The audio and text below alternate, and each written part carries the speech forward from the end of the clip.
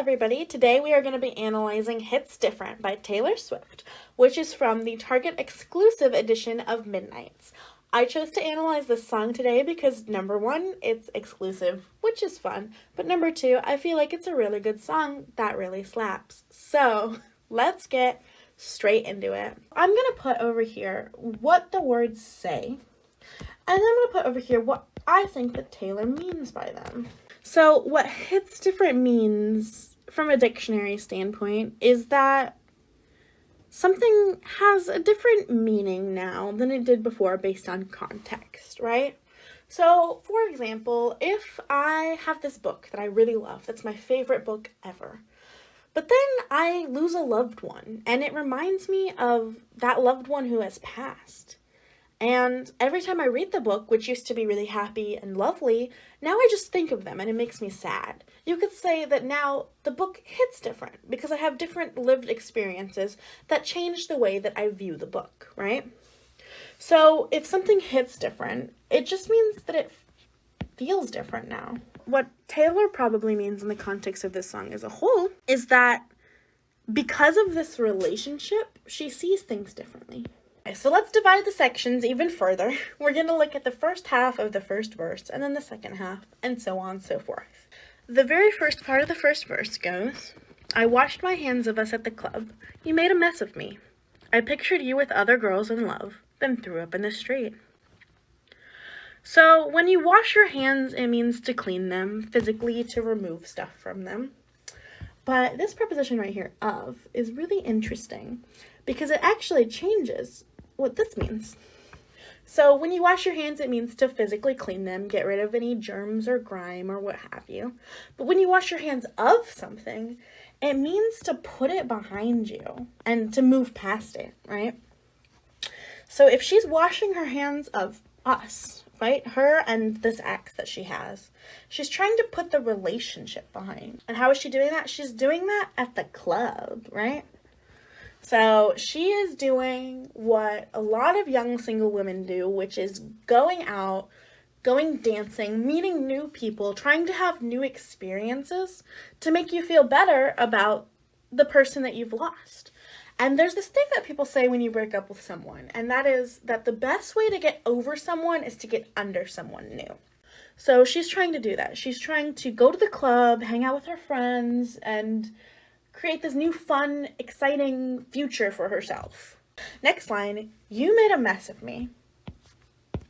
First thing I notice is you. So she's talking in the second person point of view, which means she's talking directly to this ex of hers. And if you're talking to someone directly, that gives you like a really private, personal insight, and it feels very vulnerable. You're learning things about this relationship that you wouldn't learn as an outsider because she's talking directly to her ex. I think a good word for that would be intimate. Second thing I noticed is that the language is passive here, right? She's saying, you made a mess of me. So if we want to look really close at this, you is the subject. Made a mess, here's the verb, and the object is me. So she's saying, you did this to me, right? You broke up with me. You made a mess of me. You ruined me. And what she's saying is, you took away control. You took away my choice, right? She's saying, I didn't want to break up with you. I was happy in this relationship, but you did this to me. They fell in love together, but he decided to end the relationship without her. She didn't get a choice. Next line, I pictured you with other girls in love.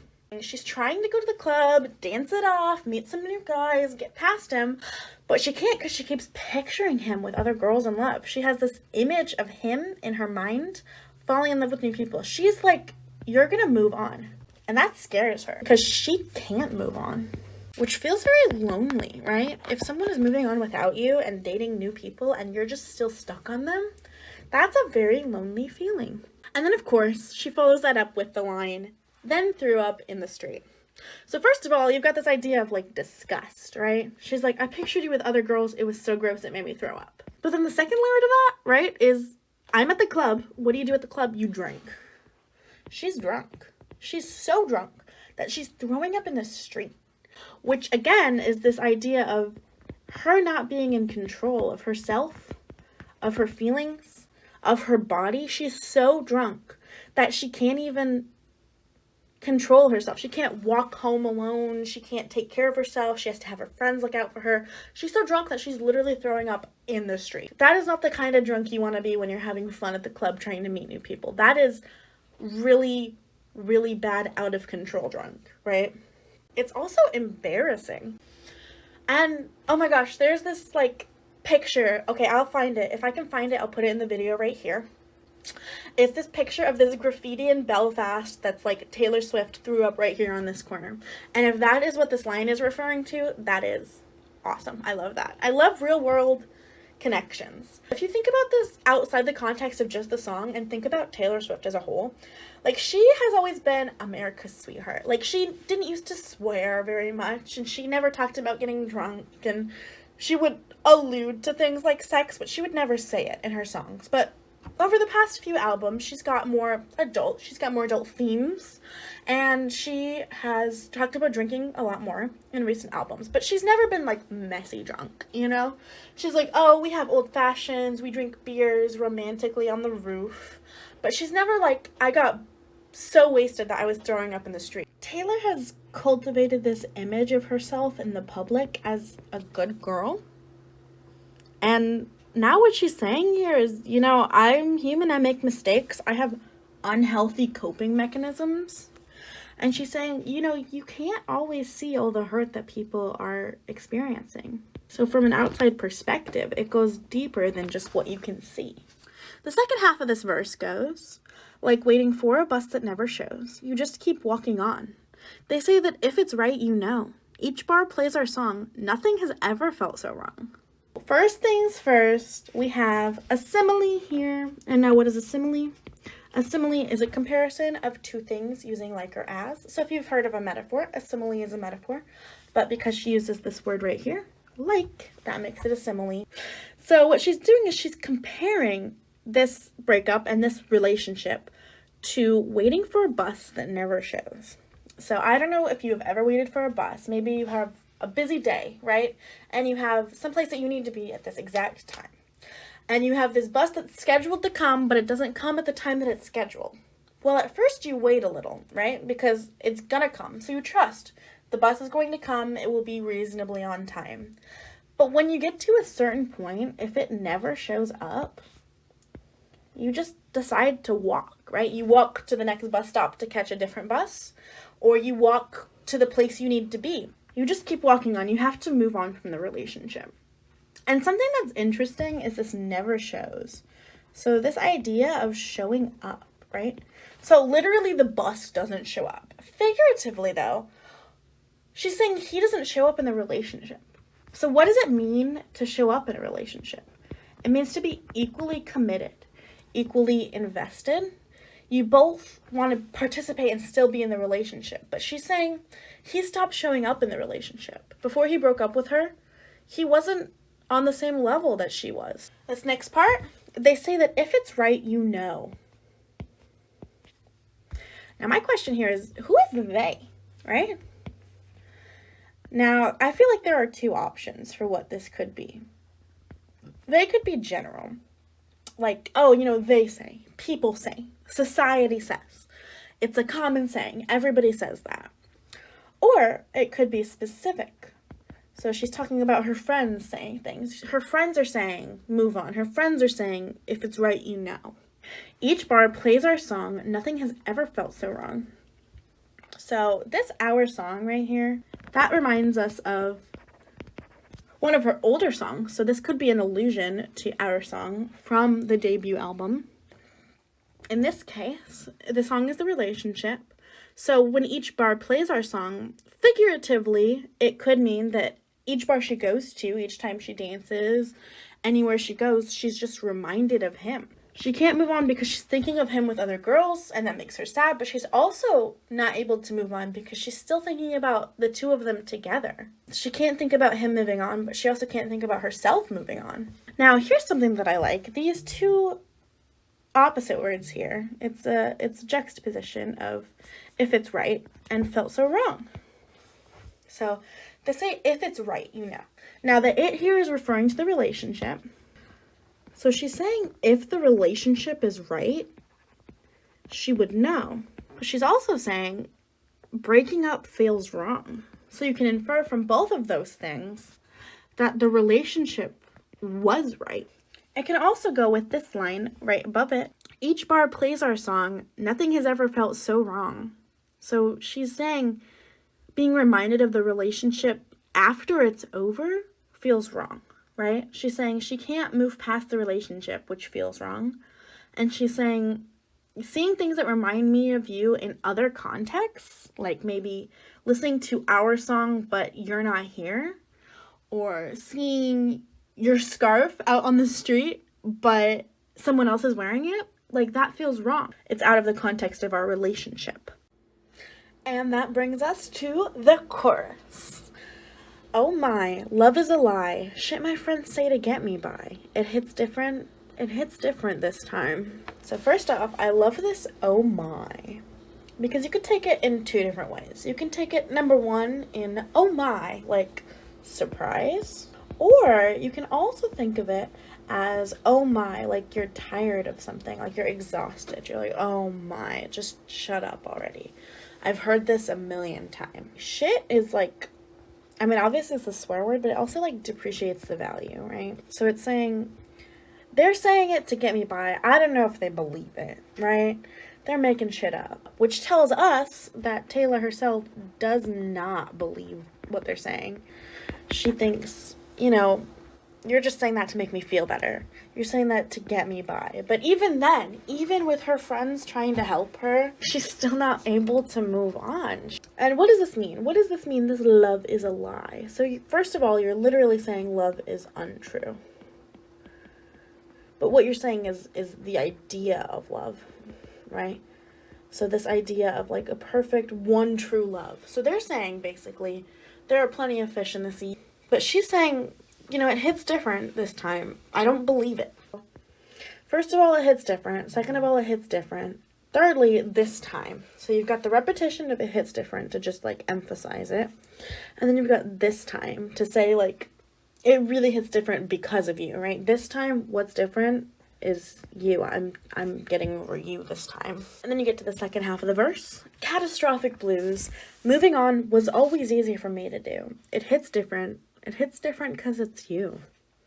So this is past tense. Moving on previously was easy for me to do, but not anymore. Now let's look at this word catastrophic.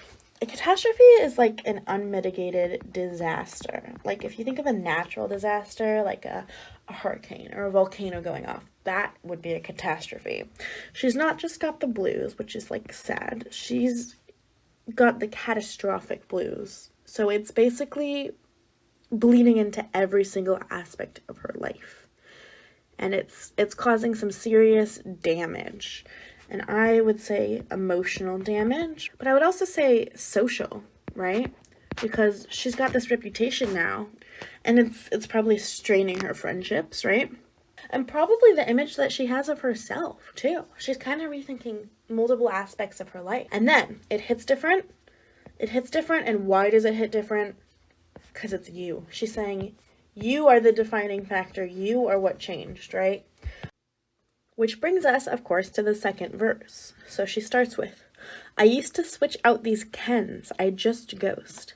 Rip the band-aid off and skip town like an asshole outlaw.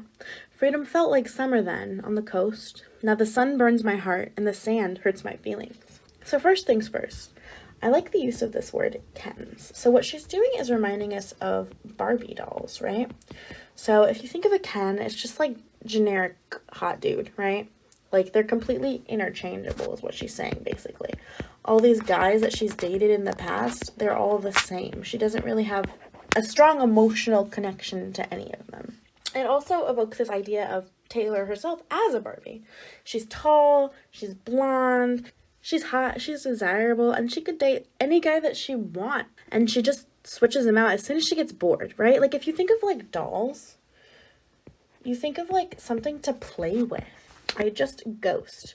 Now, what does it mean to ghost? To ghost in modern slang is just cut off all ties, right? Stop talking to them and you pretend that the relationship never happened.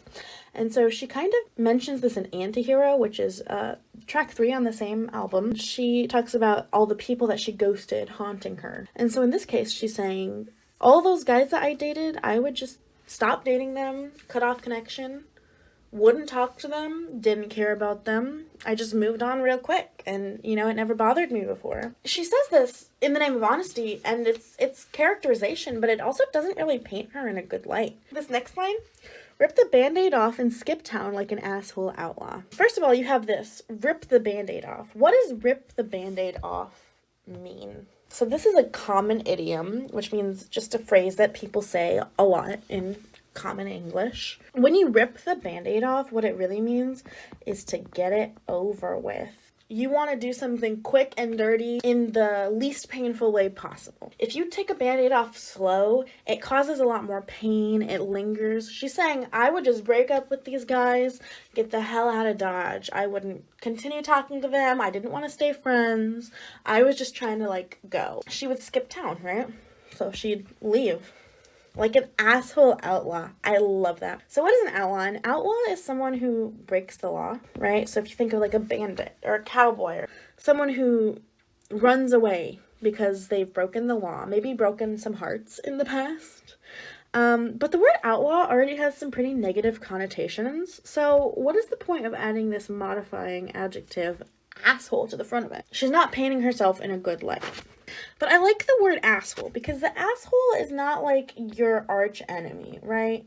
Your asshole is someone who's not nice. They're mean, but it's kind of a petty word if you think about it, right? It's not like the greatest villain in your story or the worst person you've ever met. It's just someone who's mean and inconvenient and unpleasant. So she's an asshole outlaw, but she doesn't have terrible intentions. She's not trying to ruin their lives. She's just selfish is what it comes down to. And why? Why doesn't she care about their feelings? Because, as she says in the next couple lines, freedom felt like summer then on the coast, which brings up beach vacation vibes, you know? So she's saying in the past tense, right?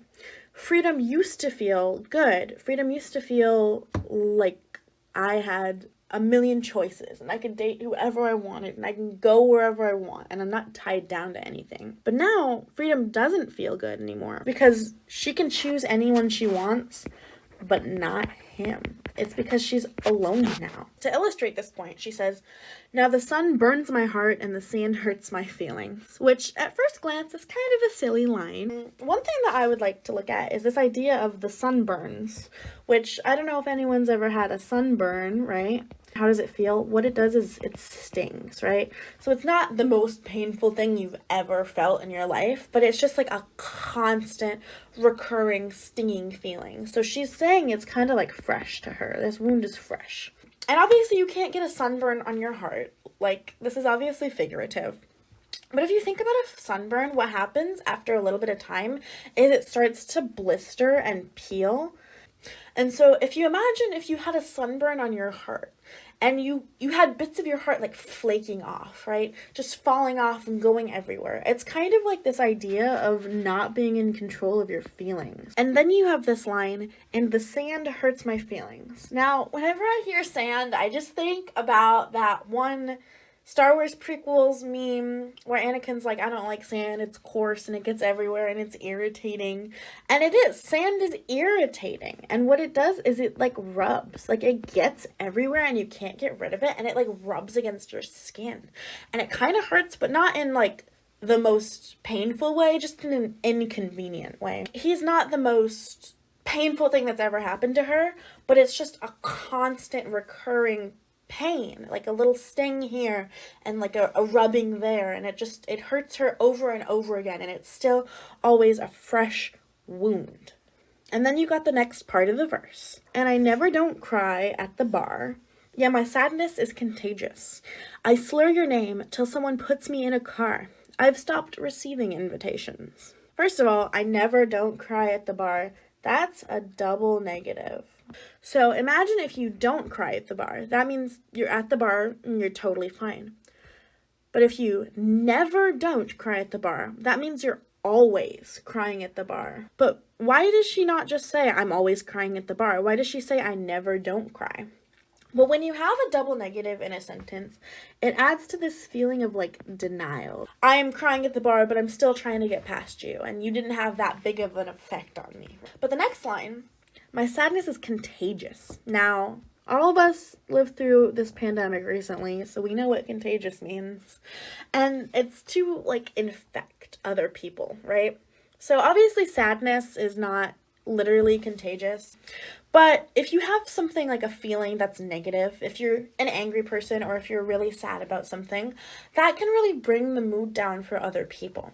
So it kind of means like people don't want to be around you. And then it goes further. She says, I'll slur your name till someone puts me in a car. So you slur your words when you're drunk. That's what she's telling us again. She's saying, I'm at the bar, I'm drunk. But when I'm drunk, all I think about is you. So I'm sad, I'm messy drunk, and I can't even get myself home. Someone has to put me in a car. Someone has to be physically responsible for my well-being. And if you're out with your friends, they don't want to be babysitting you. They want to be having fun. So what she's getting from this is that she's in the way. Other people don't want to be around her. And to add to that, they said, I'm not going to invite you anymore. She says, I've stopped receiving invitations. Like, even her friends don't want to be around her anymore. So she just feels very alone. Like, she's not just lost this partner of hers, she's also lost her friends as a result of it. And that's very isolating. So now with that second verse in line, the chorus kind of takes on a little bit of a different meaning. So they still love and support her, and they still want to help her get better. They just don't want to go out. They don't want to go out with her anymore. And then she says down here, catastrophic blues, which I feel like has even more nuance now because she's lost all these things now. She's lost this relationship, and she's lost her friends, and she's even lost her sense of self to an extent. And you got this line, moving on was always easy for me to do, which from the line about the Kens and everything, she's shown us a lot about herself and her character in previous relationships and how she didn't really take their feelings into account. She just kind of did what she wanted to do and was kind of selfish. Now we get to the bridge. Taylor Swift has said that this is her favorite bridge that she's ever written. I find the artifacts, cried over a hat, cursed the space that I needed. I traced the evidence, make it make some sense why the wound is still bleeding. So first of all, let's take a look at this word, artifacts. So the word artifacts, obviously like they're items, but they have some kind of significance. They have significance historically. And so if you're talking about artifacts of a relationship, it's objects, right? And it could just be a normal thing like a hat, but it's an object that reminds you of the ex. So for Taylor, it's not just an artifact as in a valuable object that maybe you'd put in a museum, but it's an object that reminds her of her previous relationship. And then she says, cursed the space that I needed. So if you need some space in a relationship, that means really you want some independence. So she's saying that she was the one who wanted the independence, but now it's come back on her. She curses it because it's become this double-edged sword where she wanted more freedom, but of course now the freedom hurts. And of course the fact that it's past tense means that she no longer feels like she wants that space. She just wants him. I trace the evidence. Make it make some sense why the wound is still bleeding. I like this. It's a command. She's not asking, why is the wound bleeding? Why doesn't it make sense? What happened? She's saying, make it make some sense. Like, I deserve answers. I am demanding the truth here. I don't understand what happened. Why am I still feeling it? Why is this the one relationship that I can't get over? Because if you look at this metaphor here, a wound that is still bleeding, a wound is like a cut, right? And if your cut is still bleeding, it means that it's not healed. And so she's saying she's not healed from this relationship. And she doesn't understand why, because it's been so easy in the past. So she's asking, like, what's different? And of course, we know from the chorus, right? What's different is him. And then the next part of the bridge. You were the one that I loved. Don't need another metaphor. It's simple enough. A wrinkle in time, like the crease by your eyes. This is why they shouldn't kill off the main guy. So you were the one that I love. That's, straightforward. That is the most obvious thing. What she says is what she means. You were the one that I loved, period. Don't need another metaphor. It's simple enough. So she's been using metaphors. We've got the why the wound is still bleeding. ripping the band-aid off. Freedom being like summer, that's a simile, which is a kind of metaphor. And the waiting for a bus, right? So she's got all these like comparisons throughout the song. She's trying to illustrate her point. So she's using all of this figurative language to make it sound pretty and formal and to make it more relatable to the audience. But she's saying, you know what, I'm tired of that, right? She's kind of breaking the fourth wall here. She's like, I'm not going to write it any other fancy way. What it means is what I said. You're the one that I love. That's it. It's straightforward, it's honest, and it's kind of raw.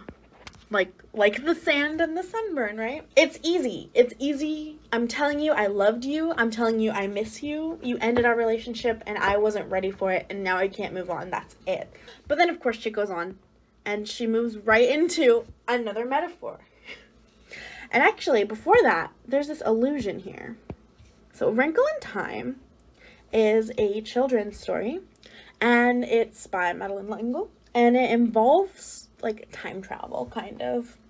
And so there's two ways that you can take that, right? One is that like she wants to go back, right? She wants to go back to the time when it was better, when it was easy, when they were still together, when she felt good about herself. But another way that you can take it is like we've been taking a lot of the lyrics so far, is that she's reliving it. The past is still haunting her right now in the present. She can't get out of it. So it's like she's stuck in two different times at the same time. And she's feeling all the same feelings she was feeling when she was in the relationship. And then all the same feelings she felt when it was ending. And it's just like this vicious cycle of it never ending. It just keeps over and over. You feel that pain. But then you feel the good of it, right? She's talking about the crease by your eyes. And I love this, how she takes a wrinkle in time, like the crease by your eyes, because wrinkle and crease obviously mean similar things. And usually when you have a crease by your eyes, that means that you're smiling. So if he's got a crease by his eyes, that means that he's smiling, presumably at her. So for her, that's kind of like a memory of the happy times, right? And then you've got this last line. This is why they shouldn't kill off the main guy.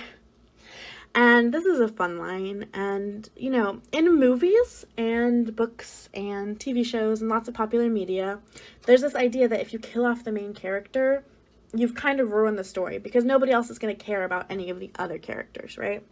So she's kind of saying, like, you're the protagonist here. She's saying you're the only one that matters to me. And this idea of killing off someone, obviously she's not talking about literally killing him off. She's talking about getting rid of, right? So, you know, maybe she even wanted some space. Maybe she wanted more freedom and independence. But as soon as he's gone, now she feels bad. She regrets it. She's saying, I shouldn't have let you go. And then we'll hold on to this idea of the main guy because it comes up in the next little bit too. And now we're approaching the end. Only two little sections and then a final chorus. So let's keep going. Dreams of your hair and your stare and sense of belief in the good in the world. You once believed in me. And I felt you and I held you for a while, but I could still melt your world. Argumentative, antithetical dream girl. So the first thing that stands out to me when I read this is this internal rhyme going on. You've got the hair and the stare, and then down here, felt and held and melt. And what an internal rhyme does is basically leads to everything flowing together. So she's talking about having dreams of all of these things, his hair and his stare and his sense of belief, and it's kind of all washing over her, one after another, in kind of a blur. And that also leads to this feeling of, if you're being like constantly barraged by things that you're remembering from a relationship or things that you don't want to be remembering, that can be overwhelming. So she's dreaming about him and she can't stop thinking about all the little details, all the things that she loved about him. So she loved his hair, she loved his stare, she loved his sense of belief. Now this is a really great line. Sense of belief in what? In the good in the world.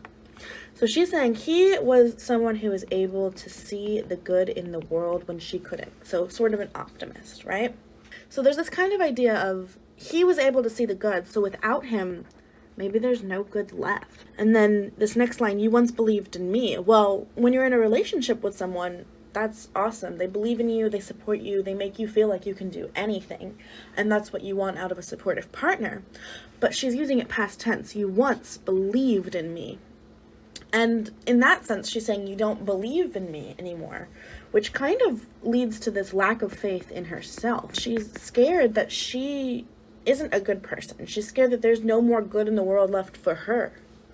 And that's really bleak. And then she gets onto the next line, and I felt you when I held you for a while, which is kind of slightly an optimistic line, I think. She's trying to make some good of the situation. It's good to remember, I felt you and I held you for a while. And those are also two very physical things, right?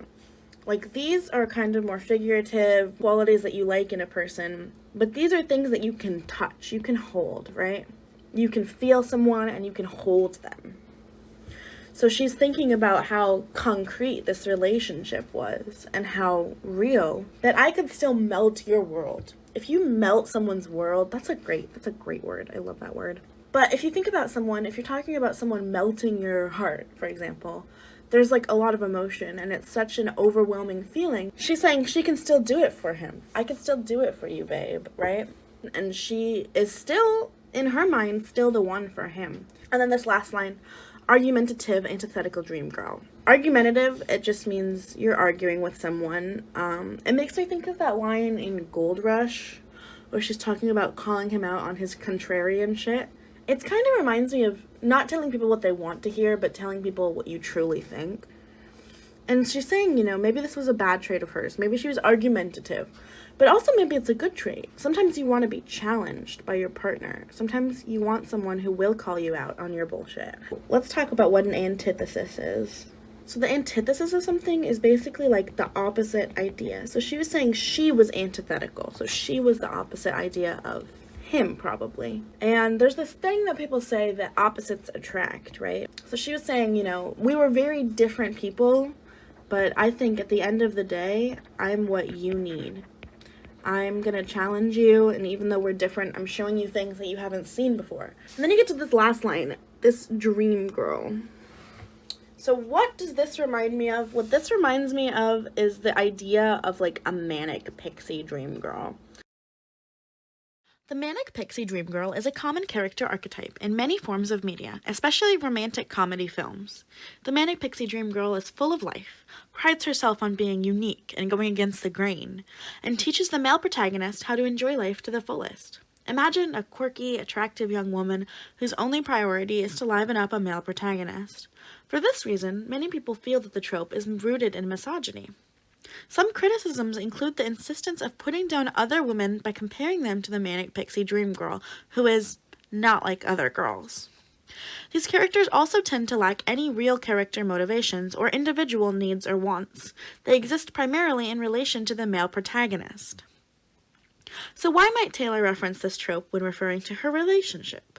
She's offering to challenge him, to brighten up his life and bring excitement to their relationship. The subtext here also suggests that she is willing to bend to fit into his life and make him a top priority, putting aside her own needs and motivations for the sake of the relationship. This isn't the most healthy mindset to have in the wake of a breakup, but she's using it to cope and get through. She knows she is still desirable, and these lines are her effort to remind herself of her worth. And that brings us to the final section before the chorus repeats 2 last times at the ending. I heard your key turn in the door down the hallway. Is that your key in the door? Is it okay? Is it you, or have they come to take me away? So we have this familiar pattern where she hears something, and then she's reminded of her relationship. Then she asks again, is that your key? So these repeated questions are adding to the sense of doubt, desire for validation, and reassurance. Then she asks, is it okay? Which tells us that she feels she is not okay, and more importantly, she doesn't think that she can be okay until he comes back. There's also this added layer of familiarity. He has a key to her place, and he can come and go whenever he pleases. They share a home, and maybe it doesn't feel like home for her without him. Then she asks, is it you? To reaffirm this idea of not being able to tell what is delusion and what is reality. She follows it up with, have they come to take me away? This is referring to the idea of being committed against your will to a psychiatric facility.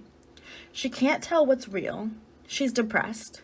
She's using alcohol to cope with her grief in unhealthy ways. So she's reiterating that she feels she has entirely lost control of her life. which ties, of course, back into the chorus in this idea of catastrophic blues and how these overwhelming feelings are taking over every part of her life. She can't move on. It also gives new meaning to the line, "Oh my, love is a lie," because she feels unable to tell fantasy from reality. She repeats this chorus 2 times to really emphasize these feelings of her loss of control and this disillusionment with the idea of love as a whole. So the lyrics of this song are really sad, and one thing that we haven't had a chance to discuss because we don't have access to the audio is the fact that this song sounds very upbeat and happy in the music. It uses a lot of those normal pop conventions, and it sounds like the kind of song that you would dance to at a club. So the contrast or juxtaposition of the music and the lyrics really adds to this feeling of hollowness, because the music is happy where the lyrics are depressing. So everything around her, including the music in this very song, feels like it's upbeat and moving on and carrying on without her. But she can't move on. So throughout the song, this idea of being unable to move on is a major theme. She's saying, nobody else can see how distressed I am. They all keep going and the world keeps spinning, but I'm stuck where I was, which is similar to other songs she's written in the past. And the reason, the justification that she gives for this is the same one she's been giving throughout the song, and the final line that she ends on, it hits different because it's you. So she's saying she can't move on from him. And she feels like she's lost part of herself. The part of herself that was carefree and able to do what she wanted, go wherever she wanted, ghost people. She doesn't feel like herself anymore. She doesn't feel like she has control over her life. So he hasn't just ended this relationship. He has taken her sense of self.